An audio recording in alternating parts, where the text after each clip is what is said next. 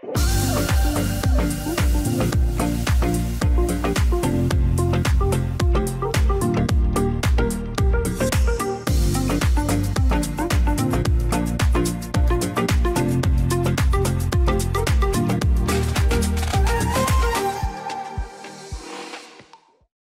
try to break sales into a process. So where does it begin and where does it end? Especially for, let's say, if you're developing something new or starting a business, starting your own project, how do you integrate all that stuff? So where does it begin and where does it end, and does it end?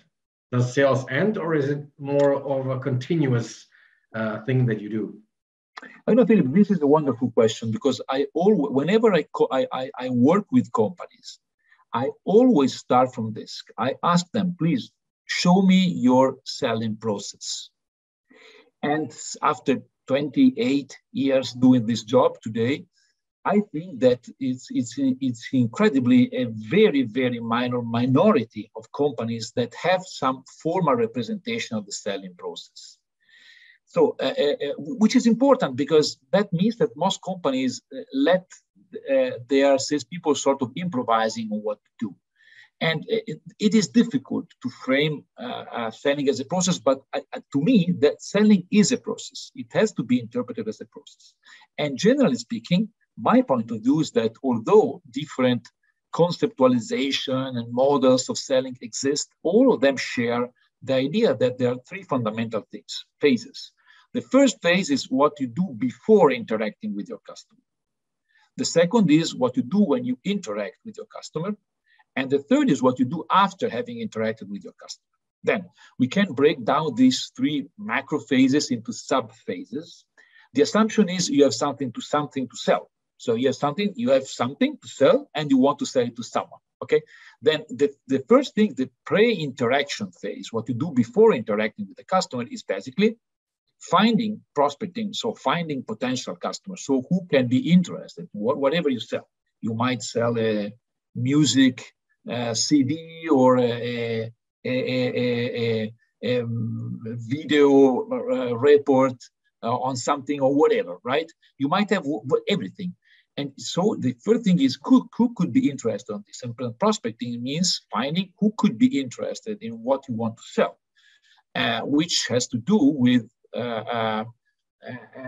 prioritizing based on the fit between your selling proposition, what's the value of what to sell, and the needs of someone. And this is far from being an obvious exercise because there's many ways of analyzing customer potential or segmentation, but you should do this at the individual level, because then you need to pick the people who could be interested in what to sell. Second sub-phase in the pre-interaction phase is everything related to planning, which means preparing. If you have found that Paolo could be an interesting prospect, then the thing is, okay, what should I know about Paolo exactly? How can I plan what to tell to Paolo when I meet with him? And then obviously you need to develop a contact with Paolo, but you need to do your homework. So the more you know about Paolo before meeting with Paolo, the more you will be prepared in, okay, you have set your agenda. What do you want to achieve when you meet with Paolo? What are the key message that you want to deliver? How can you prepare can you imagine some objections that Paolo will raise when you meet him? Can you develop in advance some counter arguments? Is there anything you want to ask Paolo when you meet with him?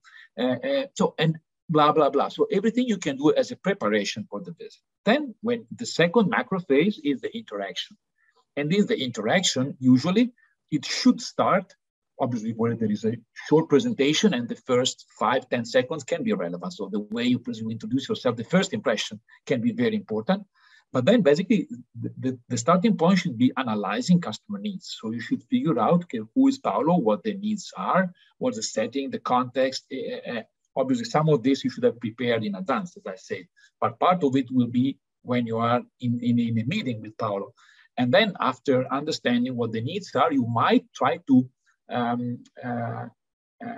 design or hypothesize some potential solution to customer needs. So what I have could be maybe of interest for you, and maybe you well, it could be A or B or C.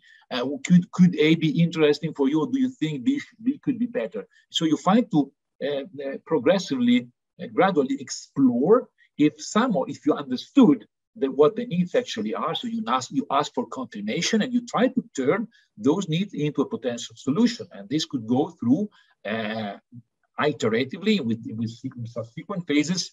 Maybe revise a presentation. You should have prepared part of the presentation in the planning pre-interaction phase, but then you can even modify this and represent something different. And you will probably go through some negotiation, objections handling, and you maybe need to involve some of your colleagues in bringing more information or a more customized solution to your customer needs.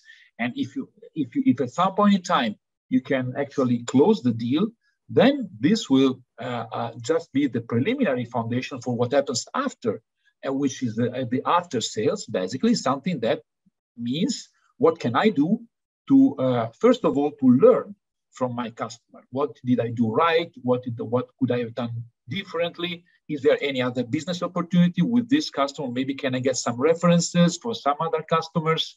Can I develop an ongoing relationship with this customer? Can I learn from this customer? Asking for feedback, even after the relationship has been developed, means planning your own learning over time, which is a fundamental precondition for improving. And again, maybe generating some insights, some ideas. What do you think could be something that we don't offer today, which could be interesting for you? And this is all these things. The glue that keeps all these things together is trust, because you can build trust. You should build trust from the very preliminary moment. If you come and visit your customer for the first time and you already know something relevant about them because you did your homework in the preparation, in the planning phase, you are just building trust, because you will make a difference, because the customer will think, oh, this guy knows who I am and knows what my problems could be. They invested time and energy and brain to figuring out who I am, what my needs could be. And that's where trust starts. And then by honestly interacting with the customer throughout the process, again, and bringing knowledge, not only yours, even telling the customer, I don't know about this. I cannot give you a meaningful answer now, but if you trust me, I will come back as soon as I can pick the relevant knowledge from my colleagues who are in charge of this.